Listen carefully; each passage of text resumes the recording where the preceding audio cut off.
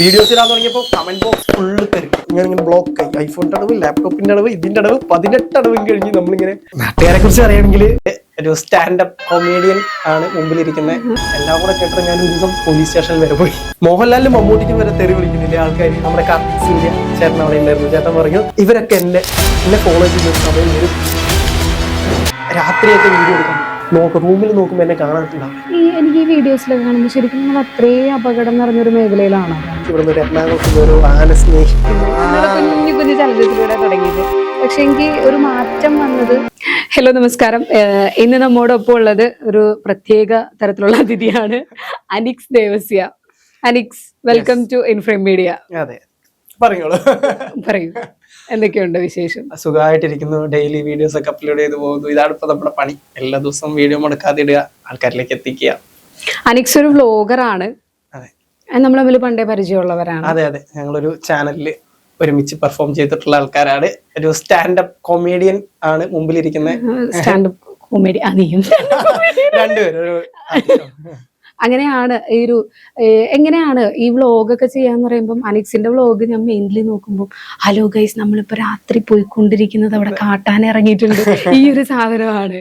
ശരിക്കും അതാണല്ലേ ആളുകള് പെട്ടെന്ന് ചെയ്യാൻ തുടങ്ങിയത്. അതെന്താന്ന് വെച്ച് കഴിഞ്ഞാൽ മറ്റുള്ള വ്ളോഗറിൽ നിന്നും വ്യത്യസ്തമാണെന്ന് എനിക്കൊരു ആഗ്രഹം ഉണ്ടായിരുന്നു. കാരണം എന്ന് വെച്ച് കഴിഞ്ഞാൽ എല്ലാവരും ഒരേപോലെ സാധനങ്ങളാണ് ചെയ്യുന്നത്. അപ്പൊ അവർക്ക് കയറി വരാൻ കുറച്ച് പ്രയാസമാണ്. പിന്നെ എനിക്ക് ഏറ്റവും കൂടുതൽ അവൈലബിൾ ആയിട്ടുള്ള സംഭവം എന്ന് പറഞ്ഞാൽ കാടാണ് അടുത്ത്. അപ്പോൾ നമ്മുടെ നാട്ടിലേക്ക് വന്യമൃഗങ്ങളൊക്കെ ഇങ്ങനെ ഇറങ്ങി വരാറുണ്ട്.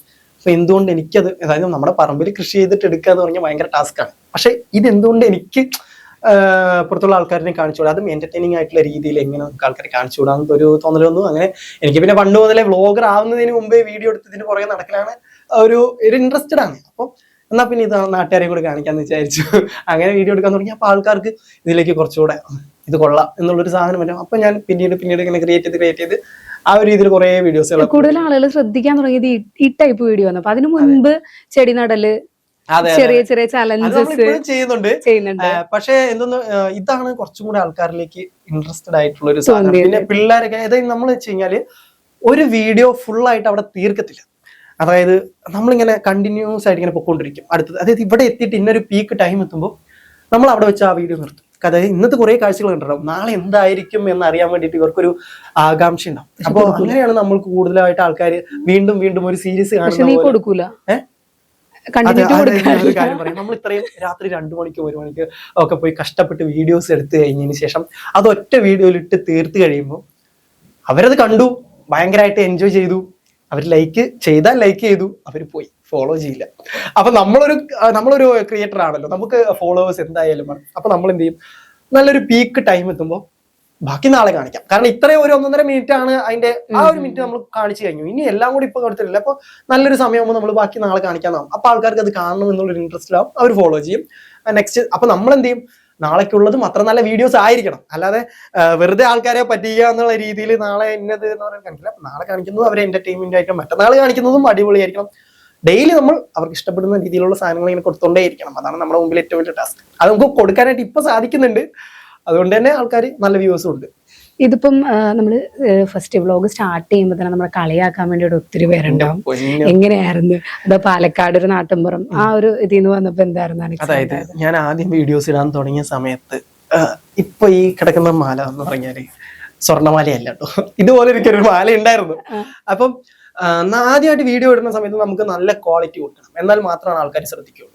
അപ്പൊ ഞാൻ എന്ത് ചെയ്തു, സ്വർണ്ണമാല വിറ്റിട്ടാണെങ്കിൽ ശരി ഒരു ഐഫോൺ വാങ്ങാൻ തീരുമാനിച്ചു. അതായത് മറ്റുള്ളവരെ അപേക്ഷിച്ച് എല്ലാവരും വെച്ച് നോക്കുകയാണെങ്കിൽ ഒരു ഐഫോൺ വാങ്ങാം, സ്വർണ്ണമാല വിറ്റിട്ട് ഐഫോൺ വാങ്ങാന്നൊക്കെ പറഞ്ഞാൽ ഏറ്റവും വലിയ മണ്ടത്തരം അല്ലേന്ന് ആൾക്കാരെല്ലാവരും പറയും. പക്ഷെ എനിക്ക് മുമ്പിൽ ഒരു ലക്ഷ്യം ഉണ്ടായിരുന്നു, നന്നായിട്ട് ഒരു ക്രിയേറ്റർ ആവണം. അപ്പൊ ഞാനൊന്നും നോക്കില്ല, അതുകൊണ്ട് വിറ്റ് ബാക്കി കുറച്ച് പൈസയും കൂടി അടവൊക്കെ ഇട്ട് അങ്ങനെ ഫോൺ വാങ്ങി ഞാൻ ഡെയിലി വീഡിയോ ഇടാൻ തുടങ്ങി. ആ സമയത്ത് എനിക്ക് റീച്ചില്ല. പിന്നെ ഞാൻ ഒരുപാട് എനിക്ക് ഇത്രയും പഠിത്തം, അതായത് ഡിഗ്രി കഴിഞ്ഞ് ഡിജിറ്റൽ മാർക്കറ്റിംഗ് കഴിഞ്ഞ് ജോലിക്ക് പോവാതെയാണ് ഞാൻ ഈ പരിപാടിയിലേക്ക് സ്വർണ്ണമാലയും വിറ്റിട്ട് ഇറങ്ങുന്നത്. അപ്പോൾ എല്ലാവരും കുറ്റം പറയും. പിന്നെ വീഡിയോസ് ഇടാൻ തുടങ്ങിയപ്പോൾ കമന്റ് ബോക്സ് ഫുള്ള് എത്രയോ തെറി, അതായത് ഫേസ്ബുക്കിൽ പ്രത്യേകിച്ച് അമ്മാവന്മാരുടെ കൂട്ടത്തെറി. എല്ലാം കൂടെ കേട്ടിട്ട് ഞാൻ ഒരു ദിവസം പോലീസ് സ്റ്റേഷനിൽ വരെ പോയി. എന്നെ തെറി വിളിച്ച് എനിക്ക് കേസ് കൊടുക്കാൻ. എന്റെ പൊന്നോ, പോലീസ് സ്റ്റേഷനിൽ പോയിട്ട് അതായത് ഞാൻ എല്ലാത്തിലും അവനെ ബ്ലോക്ക് ചെയ്ത് വിട്ടു. പിന്നെ അവൻ പുതിയ അക്കൗണ്ടുമായിട്ട് വരും, തെറി വിളിക്കും. അപ്പൊ എനിക്ക് ഭയങ്കരമായിട്ട് ഇതായി. ഞാൻ റിയാക്ട് ചെയ്തിട്ട് വീഡിയോസ് ഒക്കെ ഇട്ടു. അപ്പൊ പോലീസുകാരനെ എടുത്ത് പറഞ്ഞു, സോഷ്യൽ മീഡിയ ആകുമ്പോൾ ഇങ്ങനെയൊക്കെ ഉണ്ടാവും, അപ്പൊ ഇതൊക്കെ എതിർക്കാൻ പറ്റിയില്ലെങ്കിൽ, അല്ലെങ്കിൽ ഇതൊക്കെ കഴിഞ്ഞ് മുന്നോട്ട് പോകാൻ പറ്റിയില്ലെങ്കിൽ നീ എങ്ങനെ നല്ലൊരു ക്രിയേറ്റർ ആവുമെന്ന് ചോദിച്ചപ്പോ നമുക്ക് അവിടുന്ന് ഒരു ഇത് വന്നു. ശരിയാണ്, മോഹൻലാലിനും മമ്മൂട്ടിക്കും വരെ തെറി വിളിക്കുന്നില്ലേ ആൾക്കാർ, പിന്നെ എന്തിനാ ഞാൻ ഈ 2 റീൽ എടുത്ത് നടക്കുന്ന എനിക്ക് എന്നെ തെറി വിളിച്ചപ്പോ എന്താ പ്രശ്നം? അങ്ങനെ ചിന്തിക്കാൻ തുടങ്ങി, ഡെയിലി വീഡിയോ ഇടാൻ തുടങ്ങി. പിന്നെ ഒന്നും നോക്കിയില്ല, പിന്നെ അടിച്ചങ്ങ് കയറാൻ തുടങ്ങി വീഡിയോസുകൾ. അത്രേ ഉള്ളൂ. പാലക്കാട്ടുകാരനാണ് അനക്സ്.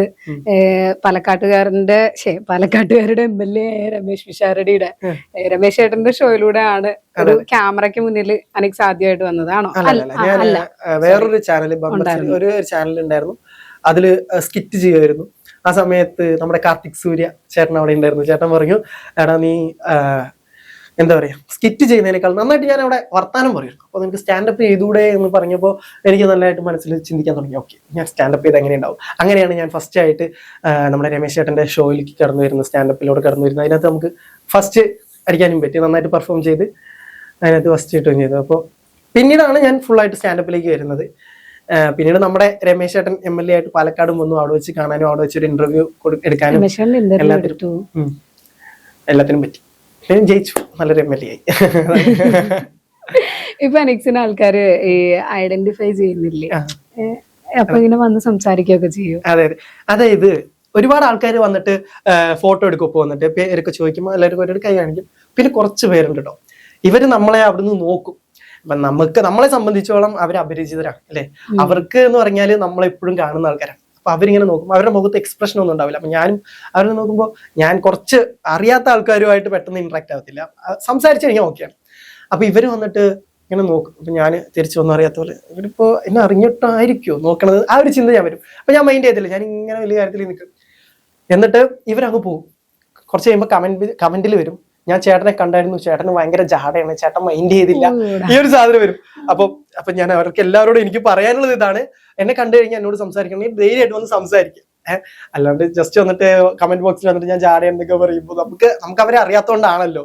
അപ്പൊ ഞാൻ അവരുടെ അടുത്ത് സംസാരിക്കാറുണ്ട്. ഞാൻ എല്ലാവരെയും ഒരേപോലെയാണ് കാണാറ്. നാട്ടുകാർ ഇപ്പൊ എങ്ങനെയാ? നാട്ടുകാരെ കുറിച്ച് പറയുകയാണെങ്കിൽ നല്ല ആൾക്കാരുണ്ട്, നമ്മളെ താഴ്ത്തി കെട്ടാനുള്ള ആൾക്കാരുണ്ട്. അതായത് നമ്മുടെ വളർച്ച കാണുന്നത് ഇഷ്ടമല്ലാത്തത്, പുറത്തുനിന്ന് ചിരിച്ച് കാണിച്ചിട്ട് അകത്ത് കൂടെ പണിതരുന്ന ആൾക്കാരും ഉണ്ട്. എന്നാൽ നമ്മൾ തുടങ്ങിയപ്പോ തൊട്ട് നമ്മളെ സപ്പോർട്ട് ചെയ്തിട്ട് വരുന്ന ഒരാൾക്കാരും എല്ലാവരും ഉണ്ട്. അതിപ്പോ എല്ലായിടത്തും അങ്ങനെയാണല്ലോ. ഈ വളർന്നു കഴിയുമ്പോഴേ ആദ്യം കളിയാക്കിയവരൊക്കെ ഒന്ന് മാറ്റി പറയും, അങ്ങനെ എന്തെങ്കിലും പ്രതിഭാസമൊക്കെ കണ്ടായിരുന്നു? അതിൽ ഞാൻ പറഞ്ഞുതരാം. അതായത് ഞങ്ങളുടെ ഒരു കോളേജിലേക്ക് ഒരാള് ഗസ്റ്റ് ആയിട്ട് വിളിച്ചു. പുള്ളി ഒരു വ്ളോഗറാണ്. അന്ന് എല്ലാ കാര്യങ്ങളും കോർഡിനേറ്റ് ചെയ്തിരുന്നത് ഞാനാണ്, പുള്ളിയെ കൊണ്ടുവരാനും കാര്യങ്ങളൊക്കെ.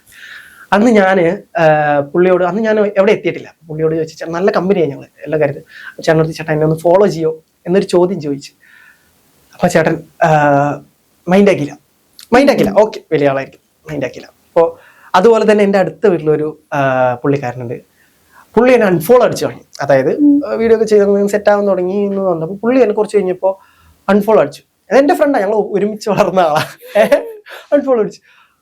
അപ്പൊ ഞാൻ ഒന്നും അല്ലല്ലോ. അപ്പൊ എന്റെ മൈൻഡിൽ എങ്ങനെയുണ്ട്, ഞാൻ ഒരിക്കലും ക്രിയേറ്റർ ആകണം, ഇവരൊക്കെ എന്നെ ഫോളോ ചെയ്യുന്ന ഒരു സമയം വരും എന്നുള്ളൊരു സാധനം ഞാൻ ചെയ്തിട്ടുണ്ട്. അപ്പോൾ കുറെ കഴിഞ്ഞ് വീഡിയോസ് ഒക്കെ ചെയ്ത് ഞാൻ നല്ല റീച്ച് ആവാൻ തുടങ്ങിയപ്പോൾ ഫസ്റ്റ് വന്നത്, നമ്മൾ അന്ന് ഫോളോ ചെയ്യാൻ പറഞ്ഞ ആ ഒരു ക്രിയേറ്റർ എന്നെ ഫോളോ ചെയ്തു. അതെനിക്ക് എന്തോ വലിയ അച്ചീവ്മെന്റ്. കാരണം പുള്ളിയെക്കാളും ഫോളോവേഴ്സും കാര്യങ്ങളും എനിക്കായി. എനിക്ക് അവരോടുള്ള വാശിയോ കാര്യങ്ങളോ അല്ല, അതെന്തോ നിമിത്തം എന്നൊക്കെ പറയുന്ന പോലെ പുള്ളിക്കാരൻ വന്നു. അതിനു മുമ്പ് തന്നെ എന്റെ അയൽപക്കത്തിലുള്ള ഒരു ചേട്ടനും അതുപോലെ ഫോളോ ചെയ്ത് വന്നു. അപ്പോൾ നമുക്കറിയാം, നമ്മൾ എന്തെങ്കിലും ഒന്ന് ആയി തീർന്നു അല്ലെങ്കിൽ ആയി തീരും എന്നറിയുമ്പോൾ ഒരുപാട് ആൾക്കാർ നമ്മുടെ അടുത്ത് വരാറുണ്ട്. പക്ഷെ ഒന്നും ഇല്ലാത്തപ്പോൾ നമ്മുടെ കൂടെ നിൽക്കാനായിട്ട് ഒരുപാട് ഫ്രണ്ട്സ് ഉണ്ട്. അവരാണ് എനിക്ക് ഏറ്റവും കൂടുതൽ പ്രിയപ്പെട്ടവർ. അവരുള്ളത് കൊണ്ടാണ് ഞാനൊരു പീക്ക് ടൈമിൽ എനിക്ക് സാമ്പത്തികമായിട്ട് കുറേ പ്രശ്നങ്ങൾ വന്നു ഇതിനകത്ത്. അതായത് വെച്ച് കഴിഞ്ഞാൽ ഡെയിലി വീഡിയോസ് ഇടണം, വരുമാനമൊന്നുമില്ല. 10-23 വയസ്സായി, ബാക്കിയുള്ളവർ എല്ലാവരും കൂട്ടുകാരും എല്ലാവരും പണിക്ക് പോകല്ലേ, ഞാൻ മാത്രം ഹലോ ഗായ്സ് പറഞ്ഞിട്ട് ഇങ്ങനെ നടക്കുകയാണ്. അപ്പം ഒന്നും കിട്ടുന്നുമില്ല. ഞാൻ എന്ത് പ്രതീക്ഷയിലാണ്, കയറുമോ ഇല്ലയോ എന്നാണല്ലോ പോകുന്നത്. അപ്പം ഞാനൊരു ടൈം എത്തിയപ്പോൾ ഞാനിങ്ങനെ ബ്ലോക്കായി. ഐഫോണിൻ്റെ അടവ്, ലാപ്ടോപ്പിൻ്റെ അടവ്, ഇതിൻ്റെ അടവ്, 18 അടവും കഴിഞ്ഞ് നമ്മളിങ്ങനെ ബ്ലോക്കായപ്പോൾ ഞാനൊരു ദിവസം ജസ്റ്റ് സ്റ്റോറി ഇട്ടു, എനിക്കിനി മുന്നോട്ട് കൊണ്ടുപോകാൻ പറ്റത്തില്ല, ഞാൻ നിർത്താൻ പോവാണ്. അന്ന് 40,000 പേര് എൻ്റെ സ്റ്റോറി കണ്ടു. എനിക്ക് 1000കണക്കിന് മെസ്സേജ് വന്നു, നിർത്തരുത് ബ്രോ, നിങ്ങളുടെ വീഡിയോ അടിപൊളിയാണ്, എന്ത് പ്രശ്നം ഉണ്ടെങ്കിലും ഞങ്ങളുണ്ട്. എനിക്ക് ഒരുപാട് അവിടെ നിന്ന് ഒരുപാട് കോൾ വന്നു. കൂടാത്തതിന് എൻ്റെ ഫ്രണ്ട്സ്, എനിക്ക് എത്ര രൂപയാണ് വേണ്ടത്, അപ്പൊ തന്നെ പൈസ അയച്ചു തന്ന് കാര്യങ്ങൾ ഇനി മുന്നോട്ട് പോകുന്ന പറഞ്ഞിട്ടുള്ള രീതിയിൽ അവരെല്ലാവരും സപ്പോർട്ട് ചെയ്യും. അപ്പോഴാണ് എനിക്ക് എൻ്റെ ആ ഒരു പവർ മനസ്സിലായത്. കാരണം ഞാൻ ഇത്രയും പേര് നമ്മുടെ കൂടെ ഉണ്ട്, അല്ലെങ്കിൽ നമുക്ക് എല്ലാത്തിനും കൂടെ ആളുണ്ട് എന്നൊക്കെ മനസ്സിലായത് ഈ സോഷ്യൽ മീഡിയ. അതാണ്. അതിനുശേഷം ഞാൻ പിന്നെ നിർത്തിയിട്ടേ ഇല്ല. ഫോണിന്റെ ഒരു ടെക്നിക്കൽ ഇഷ്യൂ ഉള്ളത് കൊണ്ട് ഒരു ദിവസം അങ്ങോട്ട് വീഡിയോ മുടങ്ങുക അല്ലാതെ ഡെയിലി വീഡിയോ ഇടുന്നുണ്ട്. അവർക്ക് വേണ്ടി, എന്റെ ഫോളോവേഴ്സിന് വേണ്ടി നല്ല കണ്ടന്റ് ഞാൻ ഇപ്പോഴും എഫേർട്ട് എടുത്ത് കൊടുക്കുന്നുണ്ട്. ഫാമിലിയുടെ സപ്പോർട്ട്? ഫാമിലി എപ്പോഴും അടിപൊളി തന്നെയാണ്. കാരണം എന്താ വെച്ച് കഴിഞ്ഞാൽ അവർക്ക് സാമ്പത്തികമായിട്ട് നമ്മളെ സഹായിച്ചു തരാൻ ഇല്ലെങ്കിൽ പോലും നീ ഇതിലൂടെ രക്ഷപ്പെട്ടാൽ മതി, നീ രക്ഷപ്പെടുമെങ്കിൽ രക്ഷപ്പെട്ടാൽ മതി. അല്ലാതെ എന്നെ സ്ട്രഗിൾ ചെയ്തിട്ട് നീ എന്തായാലും പണിക്ക് പോകണം, നീ അങ്ങനെ ചെയ്യണം ഇങ്ങനെ ചെയ്യണം അതൊന്നും പറയാം. നിനക്ക് ഇഷ്ടപ്പെട്ട ഏതാണോ അത് ചൂസ് ചെയ്യാം, നിന്റെ വഴിക്ക് പോവുക, അത്രേ ഉള്ളൂ. അപ്പൊ അവരുടെ രീതിയിൽ എനിക്കൊരു പ്രശ്നമേ ഇല്ല. ചില സമയങ്ങളിൽ ഞാൻ രാത്രിയൊക്കെ വീഡിയോ എടുക്കാൻ പോകും. അപ്പൊ മറ്റുള്ളവരൊക്കെ എന്നെ പ്രായിക്കൊണ്ടിരിക്കണം, ഇവൻ എന്ത് പോക്കാണ് ഈ പോകുന്നത്, അപകടം നിറഞ്ഞതല്ലേ. പിന്നെ എന്റെ കോൺഫിഡൻസ് എന്താണെന്ന് വെച്ച് കഴിഞ്ഞാൽ എന്റെ റൂമിൽ അല്ല എന്റെ സ്ഥലത്ത് എനിക്ക് ഏത് രാത്രി വേണമെങ്കിലും വളരെ ധൈര്യം എനിക്കുണ്ട്. അപ്പം ഇപ്പൊ പപ്പയുടെ മമ്മീടെയും കാര്യം പറയുകയാണെങ്കിൽ ചില ദിവസങ്ങളിൽ 1 മണിക്കൊക്കെ എന്റെ അപ്പം വെളിയിൽ റൂമിൽ നോക്കുമ്പോൾ എന്നെ കാണാറുണ്ടാവില്ല. ഫോണിലായിരിക്കും പറമ്പിന്റെ വീട്ടിൽ ഞാൻ ചിലപ്പോൾ എല്ലാം മാലിന്യാണ് ഷൂട്ട് ചെയ്തോണ്ടിരിക്കും. ഒരു ദിവസം എന്റെ അപ്പൻ എന്റെ തപ്പി അവിടെ വരെ വന്നു. അപ്പോഴും എന്റെ ഇനി മേലാൽ നീ വീഡിയോ എടുക്കാൻ ഇറങ്ങരുത് എന്നല്ല പറഞ്ഞത്, എടാ പോകുമ്പോ ഒന്ന് പറഞ്ഞിട്ട് പോണേ എന്നാലും ഞങ്ങൾക്ക് അറിയാലോ. അപ്പൊ ആ ഒരു സപ്പോർട്ട് നമുക്കുണ്ട് എന്ത് കാര്യത്തിനാണെങ്കിലും. എനിക്ക് ഈ വീഡിയോസിലൊക്കെ കാണുമ്പോൾ ശരിക്കും നിങ്ങൾ അത്രയും അപകടം നിറഞ്ഞൊരു മേഖലയിലാണോ താമസിക്കുന്നത്? അതായത് ഇത് അപകടം നിറഞ്ഞിട്ടുള്ള ഏരിയ ആണെന്ന് വെച്ച് കഴിഞ്ഞാൽ ഇപ്പൊ നമ്മുടെ കേരളത്തിൽ ഏകദേശം എല്ലാ വനമേഖലയോട് ചേർന്നും അപകടങ്ങൾ നടക്കുന്നുണ്ട്. അതായത് ക്രമാതീതമായിട്ടുള്ള മൃഗങ്ങളെല്ലാം പെരുകി കഴിഞ്ഞു. പിന്നെ അപകടം നിറഞ്ഞ മേഖലയാണോ എന്ന് ചോദിച്ചു കഴിഞ്ഞാൽ നമ്മൾ ശ്രദ്ധിക്കുന്ന പോലെ ഇരിക്കും. കാരണം എന്താണെന്ന് വെച്ച് കഴിഞ്ഞാൽ നമ്മൾ അപകടത്തിൽ ചെന്ന് ചാടിക്കഴിഞ്ഞാൽ മരിച്ചു. നമ്മൾ ആനയും ഇതൊക്കെയുള്ള ഏരിയ തന്നെയാണ്, നമ്മൾ ശ്രദ്ധിക്കുന്ന പോലെ ഇരിക്കും കാര്യങ്ങൾ. പക്ഷെ ഇപ്പൊ ഞങ്ങളുടെ അവിടെ ഒരുപാട് മരണങ്ങൾ, ഒരു 6-7 മരണങ്ങൾ ഉണ്ടായിക്കഴിഞ്ഞു. അതെല്ലാം ആൾക്കാർ ശ്രദ്ധക്കുറവ് കൊണ്ടല്ല, ഈ ആനകളുടെ പ്രശ്നം കൊണ്ടാണ്. അതായത് പെരുകി കഴിഞ്ഞത് നമുക്കിത് നിർത്താൻ. അതായത് നമ്മുടെ ഇവിടുത്തെ നിയമവ്യവസ്ഥ എന്ന് വെച്ച് കഴിഞ്ഞാൽ മനുഷ്യനേക്കാൾ കൂടുതൽ മൃഗങ്ങൾക്ക് ഒരു പക്ഷേ പ്രാധാന്യം കൊടുക്കുന്ന ഒരു രാജ്യമാണ് നമ്മൾ. അതിപ്പോ നമുക്ക് ഏത് സദസ്സിൽ വേണമെങ്കിലും തുറന്നു പറയാം. കാരണം അങ്ങനെയാണ്. കാരണം നമ്മൾ ഒരാളെ ആന കൊന്നു കഴിഞ്ഞാൽ അടുത്ത നടപടി എന്തായിരിക്കും? പുറം രാജ്യത്ത് എന്തായിരിക്കും അറിയോ? വെടിവെച്ചു. കാരണം അവിടെ മനുഷ്യനാണ് വലുത്. നമ്മുടെ നാട്ടിൽ എന്താണെന്ന് അറിയോ? അത് ആനയാണോ എന്ന് തെളിയിക്കണം. ആന ഗർഭിണിയാണോ, ആന പെണ്ണാണോ, അതാണെന്ന് തെളിയിക്കണം. അത് കഴിഞ്ഞതിന് ശേഷം ആന ഇത്ര പേരെങ്കിലും കൊന്നിരിക്കണം. കാരണം നമ്മുടെ അവിടെ നിയമമുണ്ട്, ഒരാളെ കൊന്നു കഴിഞ്ഞാൽ ആനയെ കൊല്ലാനുള്ള നിയമം ഇവിടെ ഉണ്ട്. പക്ഷെ അത് നടപ്പിലാക്കുന്നില്ല എന്നത് മാത്രമാണ് ഇവിടുത്തെ ഒരു സ്ഥിതി. അതിപ്പോഴും നടക്കുന്നുണ്ട്. ഇപ്പൊ കഴിഞ്ഞ വർഷം എന്റെ കൂടെ വന്ന ചേട്ടന്റെ ബ്രദറാണ് മരിച്ചത്. എന്റെ അയൽവാസി ഒരാൾ മരിച്ചിട്ടുണ്ടായിരുന്നു. അത് ഇനിയും വരാം. ഇനിയിപ്പോ അടുത്ത ചക്ക സീസണാണ്, ആനയൊക്കെ ഇറങ്ങി വരുന്ന സീസണാണ്. എപ്പോ ആണെങ്കിലും ഇനിയും മരണങ്ങൾ ഉണ്ടാവാം. അത് വ്ലോഗിലൂടെ അതിന് വേണ്ടിട്ട് എന്തെങ്കിലും ചെയ്യാൻ വേണ്ടിട്ട് പ്ലാൻ ചെയ്യുന്നുണ്ടോ? ഞാൻ ഒരുപാട് വീഡിയോസ് ആനയുടെ പ്രതിഷേധിക്കുന്നത് കേട്ടോ. അപ്പൊ അതിനകത്ത് എനിക്ക് ഇവിടുന്ന് ഒരു എറണാകുളത്ത് നിന്ന് ഒരു ആന സ്നേഹി, ഞാൻ പേരിപ്പോഴും എടുത്തു പറയും, റഹ്മാൻ എന്ന് പറഞ്ഞിട്ടുള്ള ഒരാളാണ്. പുള്ളിക്കാരൻ ഞങ്ങളവിടെ കുറെ കുംക്കി ആനകൾ വന്നായിരുന്നു ഈ ആനകളെ ഓടിക്കാൻ വേണ്ടിയിട്ട്, ഈ സ്ഥിരമായിട്ട് ഇറങ്ങുന്നത്. അപ്പോ ഞാൻ ഈ കുംക്കി ആനകളെ കുറിച്ച് ഇങ്ങനെ ഓരോ കാര്യങ്ങൾ എടുത്ത് പറഞ്ഞുകൊണ്ടിരിക്കുമ്പോൾ അതിൻ്റെ ഇടയിൽ ഒരു ആന സ്നേഹി വന്നിട്ട് കമന്റ് ഇട്ടു, നിങ്ങളൊക്കെ നശിച്ചു പോകേണ്ട ആൾക്കാരാണ്, മലയുടെ ചോട്ടിൽ കൊണ്ടുപോയി വീട് വെച്ചിട്ട് നീ ഈ വർത്താനം പറയുന്നത് ഭയങ്കര തെറി. അപ്പനും അമ്മയ്ക്കൊക്കെ ഭയങ്കര തെറി. അപ്പൊ ഇവന് മനുഷ്യനേക്കാളും കൂടുതൽ മൃഗങ്ങളോടാണ് സ്നേഹം. അപ്പൊ ഞാൻ അങ്ങോട്ട് എതിർത്ത് സംസാരിച്ചപ്പോഴേക്കും അവൻ കൊല്ലും വെട്ടും എന്നൊക്കെ പറഞ്ഞിട്ടുള്ള ആ ഒരു രീതിയായി ഭയങ്കരമായിട്ട്. ഇവൻ എന്തിനാണ് ഇങ്ങനെ ചെയ്യുന്നതെന്ന് അറിയില്ല. പക്ഷെ അവന്റെ അക്കൗണ്ട് നോക്കിയാൽ അറിയാം ഫുള്ള് ആനകൾക്ക് തീറ്റ കൊടുക്കുന്നതും അങ്ങനത്തെയൊക്കെ ആയിട്ടാണ്. അപ്പോഴതാണ് അവന് മനുഷ്യൻ, അപ്പൊ അവൻ പറഞ്ഞല്ലോ കൊല്ലും വെട്ടും. അപ്പൊ അവനൊരു മനുഷ്യ ജീവന് അത്ര പോലും വില അവൻ നൽകുന്നില്ല. മനുഷ്യനെ എങ്ങനെ കൊന്നാലും അവൻ ആന സേഫ് ആവണമെന്നേ ഉള്ളൂ. അതാണ് ഇന്നത്തെ നമ്മുടെ നാടിന് കുഴപ്പം. നിങ്ങളുടെ നാട്ടിലെ ആനയാണെങ്കിൽ ഇവിടെ കുറച്ചുകൂടെ ഇപ്പൊ സിറ്റിയിലേക്ക് മാറിക്കഴിഞ്ഞാൽ പട്ടികളാണ് പ്രശ്നം. അത് മൃഗങ്ങളാണ് ഏറ്റവും കൂടുതൽ പ്രശ്നം ഉണ്ടാക്കുന്നത്. പക്ഷെ എന്ന് വെച്ച് കഴിഞ്ഞാൽ ഈ ടൗണിലിരിക്കുന്ന ആൾക്കാർ കൂടുതലായിട്ട് പറയുന്ന കാര്യം എന്ന് പറയുക പോപ്കോണോ അല്ലെങ്കിൽ മറ്റേ TV-യിൽ ഇതും കഴിച്ചോണ്ടിരുന്നിട്ട് നിങ്ങൾ മലയുടെ ചോട്ടിൽ പോയി വീട് വെച്ചിട്ടല്ലേ എന്ന് പറയുന്നതിന് അതിന് ഞാൻ കൃത്യമായിട്ടൊരു ഉത്തരം പറഞ്ഞുതരാം. അതായത് നമ്മുടെ നാട് ഒരിക്കലും പണ്ട്, അതായത് എൻ്റെ അപ്പനും അപ്പൻ്റെ അപ്പൻ താമസിക്കുന്ന സമയത്ത് ഈ മൃഗങ്ങളൊന്നും അവിടെ ഉണ്ടായിരുന്നില്ല. അവരൊക്കെ അടിപൊളിയായിട്ട് കൃഷി ചെയ്താണ്, ഏക്കർ കണക്കിന് കൃഷി ചെയ്താണ് അവിടെ ജീവിച്ചുകൊണ്ടിരുന്നത്. അന്ന് ഇവിടെ ഒരു വനമേഖല ആയിരുന്നില്ല. പിന്നീട് വനവൽക്കരണ നിയമം വന്നതോടുകൂടെ തന്നെ അത് പണ്ട് ആൾക്കാര് മലയിലേക്ക് വിറകിനും മറ്റേതിനും എല്ലാത്തിനും കയറുമായിരുന്നു. പിന്നീട് വനവൽക്കരണ നിയമം വന്നതോടുകൂടെ ആർക്കും അങ്ങോട്ട് കയറാൻ പറ്റത്തില്ല, വനവിഭവങ്ങൾ ശേഖരിക്കാൻ പറ്റത്തില്ല. അപ്പോൾ മൃഗങ്ങൾ ക്രമാതീതമായിട്ട് പെരുകിയതോടെ തന്നെ വനത്തിന് ചോട്ടിലുള്ളവിടേക്ക് മൃഗങ്ങൾ ഇറങ്ങി വരാൻ തുടങ്ങി, സ്വാഭാവികമായിട്ട് ഇറങ്ങി വരാൻ തുടങ്ങിയപ്പോൾ അവിടെയുള്ള കൃഷിയും കാര്യങ്ങളും അവിടെ ചെയ്യാൻ പറ്റാത്ത അവസ്ഥയിലേക്ക്. അതാണ് ഇപ്പോൾ നമുക്ക് നേരിടുന്നത്. ഇനിയിപ്പോ ഇവര് പറയും വനത്തിനോട് ചേർന്ന് താമസിച്ചത് കൊണ്ടല്ലേ നിങ്ങളുടെ നാട്ടിലേക്ക് ആന വരുന്നതെന്ന്. ഓക്കെ, അവരവിടുന്ന് മാറി നേരെ ടൗണിലേക്ക് വന്നെന്ന് വെച്ചോ. അപ്പൊ എന്താവും? ഈ മേഖല ഫുള്ള് വനമായോ? ഈ മേഖല ഫുള്ള് വനമായി. ഇപ്പൊ ഇവിടം വരെ ആന എത്തിയോ? ഇപ്പോഴും അവര് താമസിക്കുന്ന എവിടെയാണ്? ടൗണില്ല. എവിടെയാണ് ഇവർ കൃഷി ചെയ്യുക? ആൾക്കാർ ജീവിക്കണ്ടേ? കൃഷി ചെയ്യുന്നവരെവിടെയായിരിക്കും? അവരെവിടെയായിരിക്കും കൃഷി ചെയ്യുക? അപ്പൊ ഇവിടം വരെ എത്തിയ ആന കൃഷി ആൾക്കാരുടെ കൃഷി വിഭവങ്ങൾ എടുക്കാനായിട്ട് ഇവിടെ എത്തൂലേ? ഇതാണ് സംഭവിക്കുന്നത്. ഇനി എത്ര ആൾക്കാർ ഈ കൃഷി വനത്തിന് വിട്ടു വന്നാലും എവിടെയാണോ മനുഷ്യൻ കൃഷി ചെയ്യുന്നത് അവിടേക്ക് മൃഗങ്ങൾ എത്തും. ഇതിന് കാരണം എന്താണെന്ന് വെച്ച് കഴിഞ്ഞാൽ കാട്ടില് പുല്ല്, വെള്ളം, അങ്ങനത്തെ സാധനങ്ങളാണ്. മരച്ചില്ല, ഇതൊക്കെയാണ് ആനകൾ കഴിക്കുക. എന്നാൽ നാട്ടിലേക്ക് വന്ന് കിട്ടാം പൈനാപ്പിൾ കിട്ടും, ചക്ക കിട്ടും, വാഴ കിട്ടും. അങ്ങനെ മധുരമുള്ളതും ടേസ്റ്റ് ഉള്ള സാധനങ്ങളും ഈ മനുഷ്യൻ ജീവിക്കുന്നവിടെ പോയി കഴിഞ്ഞാൽ കിട്ടും. ഇതുകൊണ്ടാണ് ആനകൾ ഏറ്റവും കൂടുതലായിട്ട് ഇവിടേക്ക് വരുന്നത്. ഇപ്പൊ ഞങ്ങളുടെ വീട്ടിലൊരു പ്ലാവുണ്ട്. ആ പ്ലാവിലേക്ക് എല്ലാ വർഷവും കറക്റ്റ് ടൈം ആകുമ്പോൾ ആന എത്തും. എന്തുകൊണ്ടാണ്? അവർക്കറിയാം അവിടെ ചെന്ന് കഴിഞ്ഞാൽ ചക്ക കിട്ടും എന്നതുകൊണ്ട്.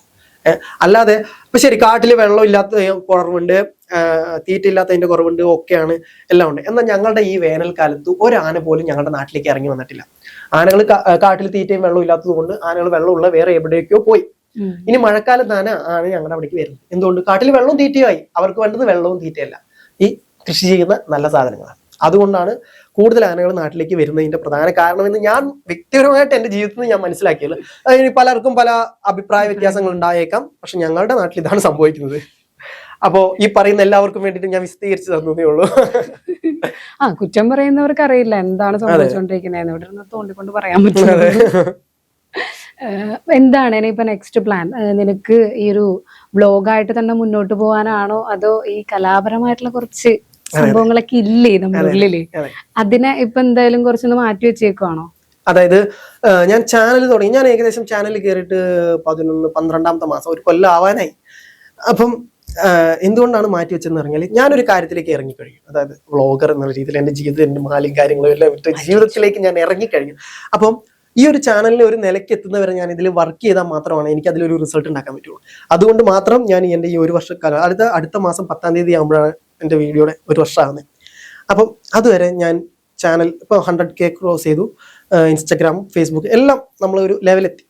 ഇനി ഞാൻ ചാനലിലേക്ക് ഇറങ്ങും. അതായത് എൻ്റെ പഴയ ഷോസുകളും പരിപാടികളും കോമഡി പരിപാടികളും കാര്യങ്ങളും സ്റ്റാൻഡപ്പ് ഒക്കെ ആയിട്ട് ഞാൻ ഇറങ്ങുന്നുണ്ട്. അതിനുള്ള പ്ലാനിങ്ങുകളും കാര്യങ്ങളൊക്കെ റെഡി ആവുന്നുണ്ട്. അപ്പോൾ ഇനി അതിലേക്കൊന്ന് ശ്രദ്ധിക്കണം. പിന്നെ കുറച്ച് ബിസിനസ്, അതായത് നമ്മുടെ ഈ ഒരു കാര്യം കൊണ്ട് മാത്രം നമ്മുടെ ലൈഫ് ചിലപ്പോൾ രക്ഷപ്പെടണമെന്നില്ല. ആൾക്കാർക്ക് എപ്പോഴും എൻ്റർടൈൻമെൻറ്റ് കൊടുക്കാമെങ്കിലും നമുക്ക് ഇതുകൊണ്ട് മാത്രം രക്ഷപ്പെടില്ല. അപ്പോൾ സൈഡായിട്ട് ഇപ്പോൾ പുതിയൊരു അതിരുചി എന്ന് പറഞ്ഞിട്ട് ഞാനൊരു അച്ചാറിൻ്റെ ഒരു കമ്പനിയൊക്കെ സ്റ്റാർട്ട് ചെയ്ത് ഡെവലപ്പ് ചെയ്ത് വരുന്നുണ്ട്. അപ്പോൾ ബിസിനസ്സും കാര്യങ്ങളും സൈഡിൽ കൂടെ നടക്കും.